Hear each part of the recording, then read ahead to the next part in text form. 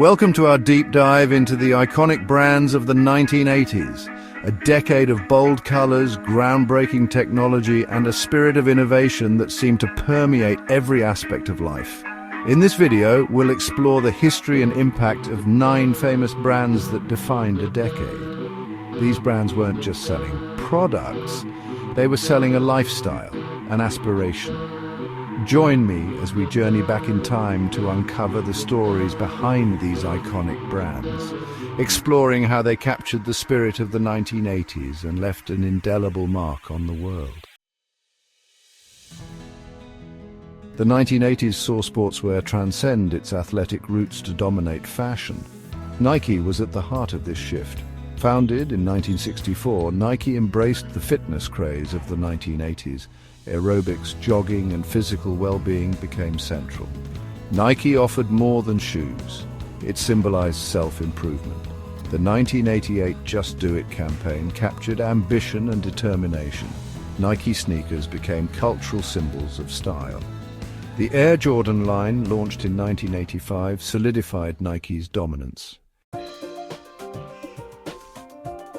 The 1980s were a time of digital awakening, and leading the charge was a young company named Apple. While computers were still a novelty at the start of the decade, Apple envisioned a future where technology was accessible to everyone. The Apple II, already a success story in the late 70s, continued to gain traction in homes and schools. But it was the launch of the Macintosh in 1984 that truly catapulted Apple into the public consciousness. The Macintosh wasn't just a computer, it was a revolution. Its user-friendly interface, complete with a mouse and graphical icons, made computing intuitive and enjoyable. Apple's iconic 1984 Super Bowl commercial, directed by Ridley Scott, positioned the Macintosh as a tool of liberation, breaking free from the shackles of conformity.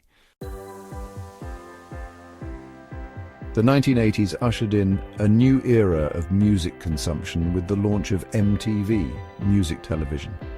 No longer were music lovers confined to radio waves or vinyl records. MTV brought music to life with its vibrant visuals and 24/7 programming dedicated solely to music videos. For the first time, artists could showcase their music visually, creating a completely immersive experience for viewers. The launch of MTV on August 1st, 1981, with the now iconic words, "Ladies and gentlemen, rock and roll," marked a pivotal moment in music history. The channel quickly became the go-to destination for all things music, shaping the tastes of a generation and influencing fashion, dance, and youth culture. Artists like Michael Jackson, Madonna, and Prince became global superstars, their music and images inseparable from the MTV generation. MTV wasn't just a television channel, it was a cultural phenomenon that redefined the relationship between music and its audience. In the 1980s, the rivalry between beverage giants Coca-Cola and Pepsi, often referred to as the Cola Wars, reached new heights. Both brands fought tirelessly for market share, employing innovative marketing strategies to win over consumers. Coca-Cola, the established leader, faced stiff competition from Pepsi's aggressive campaigns targeting a younger demographic. In 1984, Coca-Cola made a bold move, introducing New Coke, a reformulated version of their classic drink. This decision sent shockwaves through the Coca-Cola fan base. The public outcry was immediate and overwhelming. People protested, hoarded the original formula, and flooded Coca-Cola with complaints. The company listened to its consumers, swiftly reintroducing the original formula as Coca-Cola Classic. A move that was met with widespread approval and a surge in sales. The New Coke debacle became a legendary case study in marketing and crisis management, highlighting the power of brand loyalty and the importance of listening to your customers. Imagine a world without portable music. That was the reality before the Sony Walkman. Introduced in 1979, the Walkman transformed music in the 1980s. Its compact design allowed personal soundtracks anytime, anywhere. The Walkman became synonymous with a generation on the move. It symbolized individuality and curated listening experiences. The iconic image of a young person with a Walkman defined the 1980s. Cassette sales boomed, and mixtapes became a cultural phenomenon. The Walkman influenced fashion, technology, and youth culture. McDonald's, a household name by the 1980s, expanded its menu and influence. The Happy Meal, introduced in 1979, captivated children with its toy and food combo. It became a cultural phenomenon, creating excitement among young customers. In 1984, McDonald's introduced McCafe, offering premium coffee and pastries. This marked the beginning of McDonald's foray into cafe culture. IBM, a giant in the world of computing, entered the 1980s with a legacy built on mainframe computers, massive machines that powered businesses and institutions. However, the landscape was shifting, with personal computers emerging as a transformative force. In 1981, IBM launched its first personal computer, simply named the IBM PC.